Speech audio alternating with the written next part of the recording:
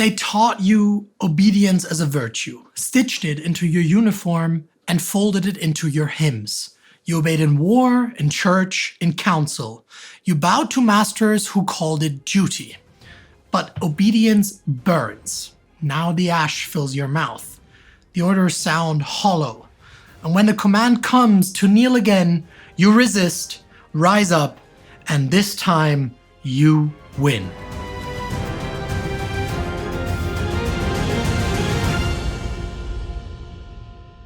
Welcome to Season 1 of TimeGhost Cold War coverage in our series War to War, where we cover the events of the decade after World War II that brought man from the brink of destruction to the threshold of the stars. I am Sebastian Brandstetter. It is 1950, 65 years after the Berlin Conference ushered in the scramble for Africa.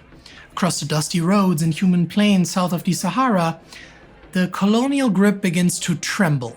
Lightly, almost imperceptibly, but unmistakably. In Accra, Lagos, Nairobi, and Khartoum, murmurs of independence echo in schoolhouses, trade unions, and barracks.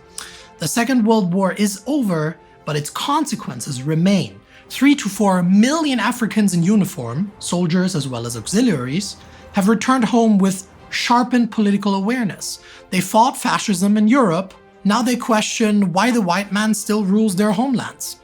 In the British Gold Coast, today's Ghana, a former teacher named Kwame Nkrumah builds momentum. Having studied in the US and founded the Convention People's Party, CPP, in London, he returns to the colony with a boldness that unnerves the British. His party gains traction with the slogan, "Self-Government Now." In 1950, after the British jail him for inciting strikes and unrest, his name only grows in power. From his prison cell, Nkrumah wins election to the Legislative Assembly in 1951.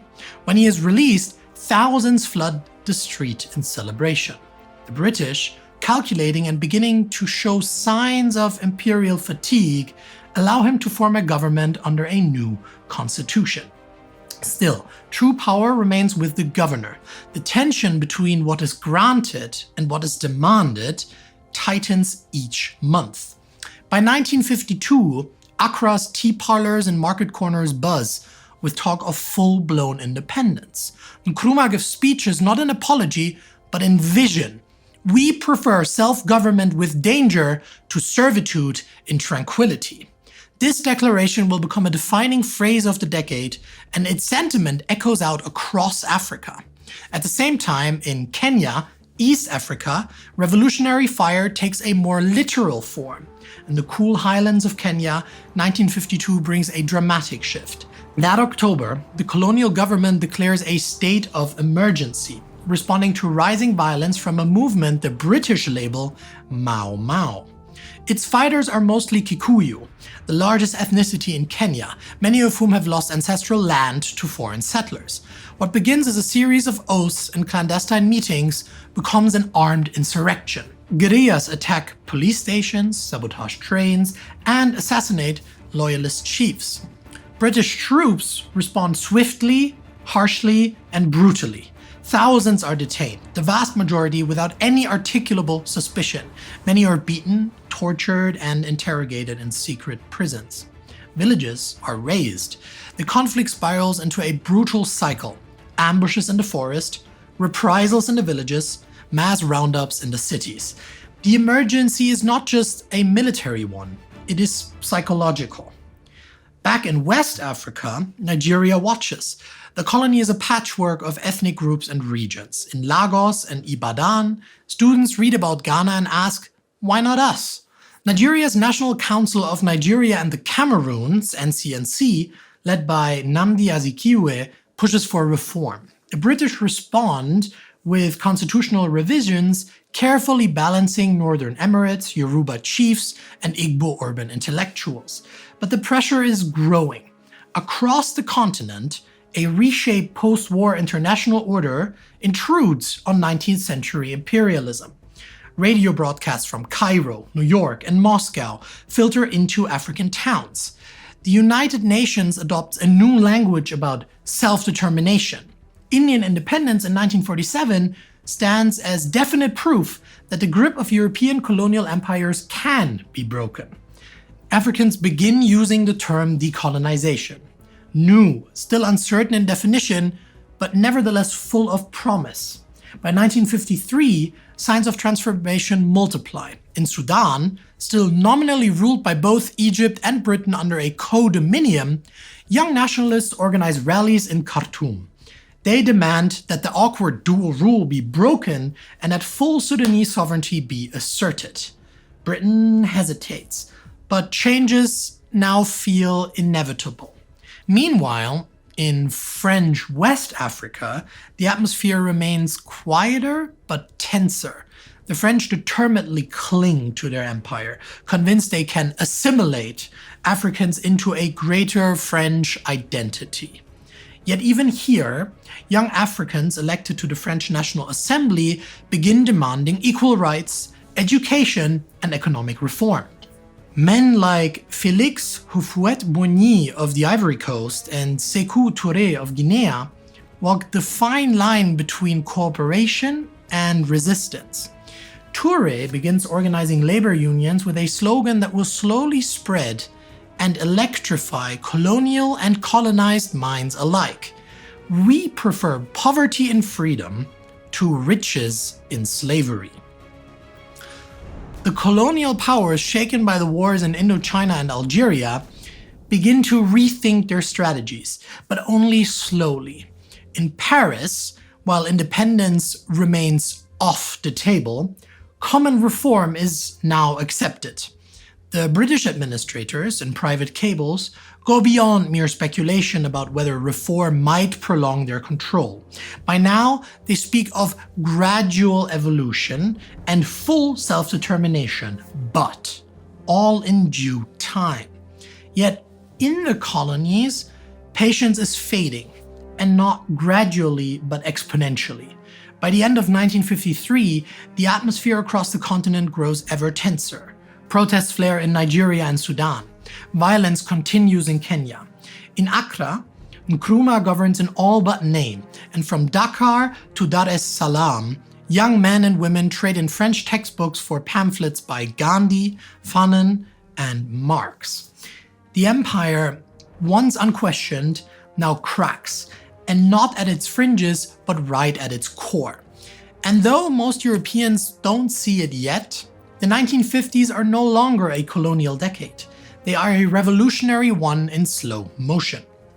In 1954, across Sub-Saharan Africa, the steady pulse of protest just grows louder. In Ghana, Kenya, Sudan, and Nigeria, nationalist movements gather strength, not as scattered sparks, but as coordinated surges. The colonial rulers sense it. The administrators, soldiers, and settlers who once governed with calm superiority now read reports with anxiety. Something seemingly irreversible is underway. In Kenya, the Mau Mau uprising is entering its deadliest phase. The forests of the Aberdars and Mount Kenya are alive with gunfire. Kikuyu fighters launch nightly raids, still sabotage trains, and attack colonial loyalists. The British Army responds with massive sweeps, burning more villages, building more detention camps, and deploying psychological warfare. Thousands are rounded up into emergency villages, penned in by wire and watchtowers. The British call it containment, the Kikuyu and much of the world call it collective punishment.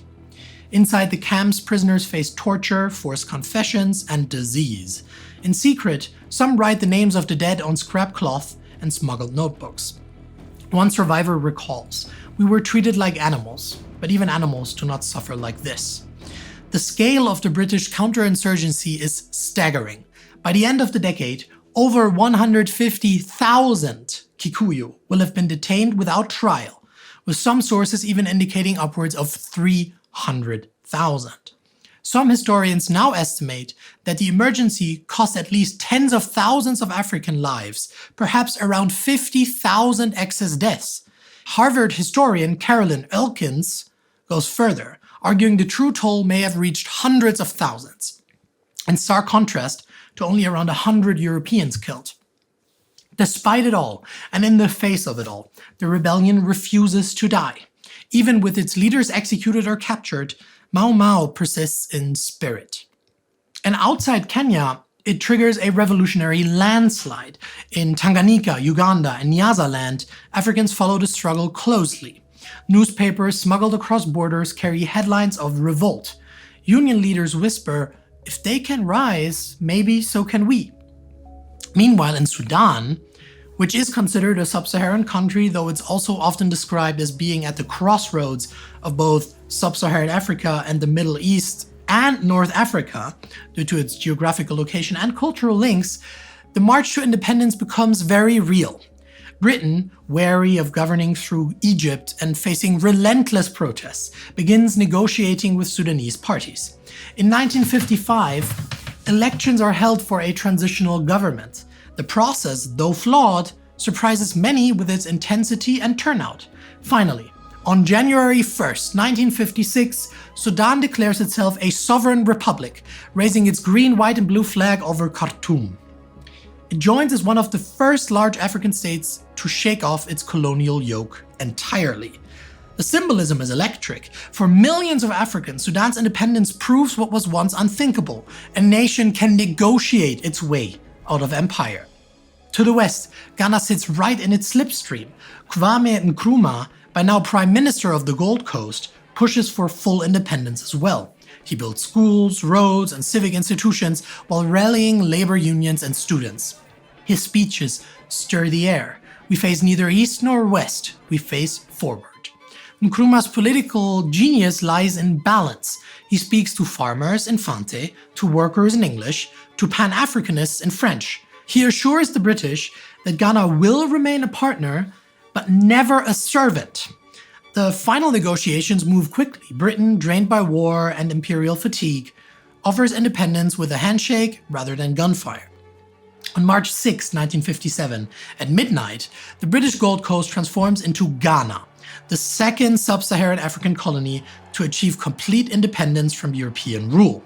The crowds in Accra explode with joy. Flags wave, fireworks roar, choirs sing freedom songs. Nkrumah steps to the podium and shouts, "At long last the battle has ended, and thus Ghana, your beloved country, is free forever." Then, solemnly, he adds, "The independence of Ghana is meaningless unless it is linked with the total liberation of Africa." The message is unmistakable. Sudan and Ghana are not the end, they are just the beginning of a continental struggle for freedom. In Nigeria, the effect is immediate. Regional tensions remain between Hausa Fulani in the north, Yoruba in the west, and Igbo in the east, but independence now spans across ethnic divides. New parties form, newspapers multiply, and ministers debate federal structures. British administrators, once confident of slow reform, begin drafting reasonable timelines for the transfer of power. In French West Africa, Paris is unsettled too. While they still cling to their spin on colonialism, assimilation, they grant local assemblies, education, and representation in the National Assembly in Paris. But activists like Touré in Guinea and Houphouët-Boigny in the Ivory Coast want more. They speak in union halls and at public rallies, their words spreading like wildfire through Dakar, Bamako, and Conakry. To control the pace, the French offered the Loi Cadre de Ferré in 1956, a sweeping law that decentralizes power and grants more autonomy to African territories. It is a gamble. Some see it as a lifeline, others see it as a leash. Across the continent, the word freedom gains a rhythm. In Tanganyika in 1954, Julius Nyerere founded the Tanganyika African National Union, TANU. Soft-spoken but determined, Nyerere walks from village to village, preaching peaceful protest and African unity. He gathers teachers, farmers, and clerks under his banner.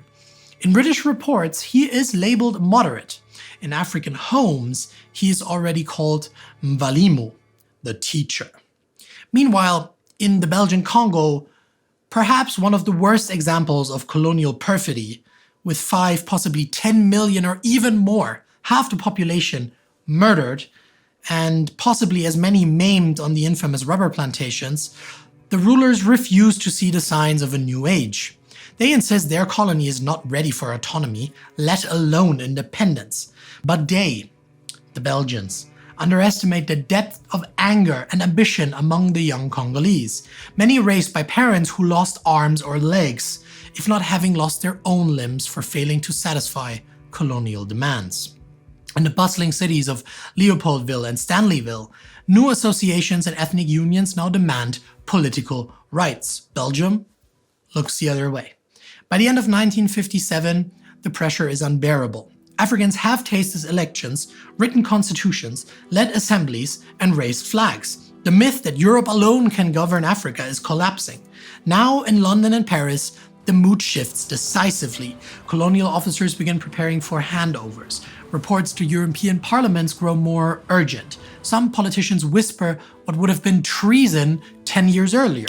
We must let go before we are pushed. 1958 arrives, and the tectonic plates of empire shift beneath the soil of Sub-Saharan Africa. Colonial administrators still sit at the heads of councils and cabinets, but their power, once absolute, is slipping right through their fingers. No longer do Africans ask if independence will come. They demand to know when and on whose terms. The answer comes first in Conakry, the capital of French Guinea. French President Charles de Gaulle, architect of the new Fifth French Republic, offers a referendum to the African colonies. Remain within a reorganized French community enjoying greater autonomy, or vote no and become immediately independent with all the risks that entails. De Gaulle expects unity. What he receives, though, is defiance. Touré, the fiercely principled trade unionist leading Guinea's independence movement, issues a thunderclap from a podium in the capital, echoing Pan-African spirit.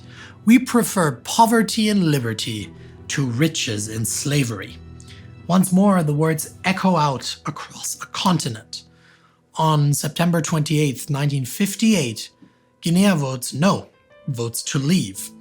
The French, however, do not leave in good faith. Sure, they think to themselves, you want independence? Here you have it, and a parting present as well. On their way out, French administrators, engineers, and clerks dismantle or destroy as much of the colonial infrastructure as they can. Hospitals, medicinal stockpiles, files, telephone lines, electric lines, etc. All budgetary aid is also cancelled immediately. Guinea is set up for failure. They want to use it as an example for the other colonies. See what independence gets you. And yet, Guinea manages to endure.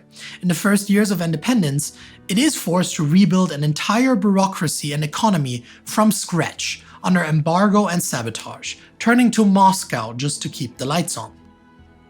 But on October 2nd, it declares full independence. The green, yellow, and red flag rises above Conakry. The moment is not just symbolic, it is catalytic. Across French West Africa, the ground shudders. In Bamako, Niamey, Dakar, and Abidjan, people crowd into listening rooms to hear the results. Guinea has survived independence. The referendum is no longer just a choice, it is a precedent. But the French warning shot is also heard loud and clear across French West Africa. Other colonies, dreading becoming bankrupt and crippled overnight like Guinea, reluctantly vote yes, choosing to stay within the colonial community. The Ivory Coast and Félix Houphouët-Boigny, for instance, opt for the safe choice, a road to African self-government with French backing. So for now, France's plan, rigging Guinea for failure and then blaming the dangers of independence and racist notions of African incapability, is working. In British West Africa, the tempo accelerates. Nigeria, a vast federation divided into northern, western, and eastern regions, now pushes hard for its rendezvous with freedom. The British recognize the pressure and respond with a clear plan. The 1959 federal elections confirm the dominance of indigenous parties, and the transition commences. The final arrangements are complex, balancing tribal, religious, and regional interests, but the conclusion is not in doubt. October 1st, 1960, will mark Nigeria's independence. In the east, Tanganyika finds its path under the calm and commanding leadership of the teacher, Julius Nyerere. His Tanganyika African National Union dominates elections. Here too, the British are preparing to withdraw. Further south, storms build in northern Rhodesia and Nyasaland. Here, colonial settlers push back against African majorities. Political leaders like Kenneth Kaunda and Hastings Banda are arrested, re-released, and re-arrested. But in response, protests swell, not shrink. Rail workers strike, students march. The British conduct commissions, write memos, and try to hold the line, but the tide has turned. And in Kenya, after years of bloodshed, in 1960, the British finally crushed the Mau Mau rebellion, but not its memory. The forests fall silent. The detention camps are slowly emptied. But in every Kikuyu village, scars remain. The rebellion is over, but its moral weight lingers in whispers and funerals. It will become a warning to rulers and a lesson to resistors. Violence may delay independence, but it cannot prevent it. In December 1958, the political ground cracks wide open across the continent. Kwame Nkrumah hosts the All-African People's Conference in Accra, Ghana's capital, now a beacon of the Pan-African cause. Delegations from 28 countries arrive, some free, most still under colonial rule. The air smells of ink and ambition. Typewriters clatter through the night as resolutions are drafted and redrafted. Nkrumah stands tall before the assembly and declares for Africa what he already made true for Ghana. Our independence is meaningless unless it is linked with the total liberation of the African continent. The applause is thunderous. Delegates leave Accra with fire in their bellies. Some return to colonies where organizing is still banned, but now they no longer feel isolated. They are part of a continental uprising. In Cameroon, pressure grows. The territory, once a League of Nations mandate, had long remained on the edge of transformation. In 1959, after years of agitation and mounting unrest, France prepares to release it. On January 1st, 1960, Cameroon will become independent. Flags are raised, speeches made, but tension simmers. Guerrilla movements, long suppressed, remain active. The dream of independence comes, but peace does not. In the Belgian Congo, time is running out too. For decades, Belgium governed with a harsh, blood-soaked hand, denying meaningful education or political development. But when unrest explodes in Leopoldville in early 1959, Belgian officials realize the pressure can no longer be contained. In a matter of months, political parties form. Patrice Lumumba, a charismatic postal worker turned activist, emerges as a national figure. He speaks in Swahili, Lingala, and French, demanding independence. Not 10 years from now, not even one, today. The Belgians, panicked, set a date, June 30th, 1960. The handover will be fast, chaotic, and incomplete. A nation the size of Western Europe is about to be born with barely any trained administrators, no unified army, and deep ethnic divisions. But even knowing this, the Congolese do not blink, they cheer. In Senegal and Mali, new political unions form as well, testing the idea of federations that can survive beyond independence. In Togo, independence is scheduled for April 1960. In Madagascar, years of repression and revolt, including some 10,000 killed during the Malagasy uprisings in the late 40s, finally give way to negotiations as well. France, once the most reluctant colonial power by force, has become the busiest exit planner. Everywhere, daily life becomes charged with anticipation. In Kumasi, school children rehearse a freedom play in Iwi and Twi. In Ibadan, a shoemaker paints the Nigerian flags on wooden signboards above his stall. In Bamako, musicians compose high-life songs with titles like Africa Arise and Our Motherland is Born. Old colonial coins are quietly hoarded. Soon they will be relics. New names for streets are debated. Flags are sewn by hand. By 1960, it is clear beyond any doubt, even to the staunch colonialists in Paris, London, or Brussels, that the age of empire, at least in Africa, is over. As spring arrives, the continent buzzes. Foreign correspondents descend on capital cities. Independence schedules are printed in local newspapers. Soldiers practice salutes in brand new uniforms. Church choirs prepare national hymns still untested by time. Streets are swept, podiums built, foreign flags lowered. And at the United Nations, the General Assembly echoes with new voices. Ghana is no longer alone. By the end of 1960, over 16 African nations gain independence, fundamentally altering the makeup of the General Assembly.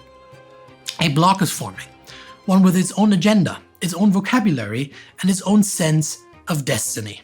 Still, not all wounds are healed. Some colonies remain behind, mired in civil war or settler-resisted. Angola, Mozambique, and South Africa stand apart, fortresses of colonial exploitation. In Algeria, France fights a brutal war to retain its grip. To learn more about it, check out our 2 designated episodes. But even in Algeria, the writing is on the wall. The map of Africa may still be colonial, but only on paper. And in thousands of homes, parents call their children to sit and listen. You were born under the British, but when you are grown, you will only know your own. It's not a utopia. Storms lie ahead, sure, but for now, no prophecy matters. The flags are ready, the future is uncertain, but their own. And across a continent that for generations has been defined by its conquerors, a wind rises, not foreign, not borrowed, but wholly African. But will the former colonial powers, or the newly born superpowers of the post-war age, let these young nations breathe? Or is it just the beginning of a new era, a new kind of domination? This time without battleships and big guns, but with ink, paper, and the asymmetry of economic power? Formal empires end, but control continues through trade, debt, aid, and investment rather than soldiers and governors. In the wake of the colonialism of the 18th and 19th centuries steps neo-colonialism, structures that dictate the reality of life on the African continent to this day.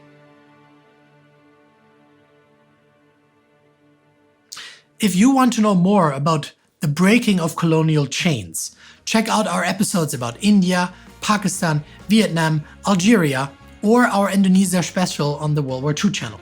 To become part of the mission, join us on timeghost.tv or patreon.com.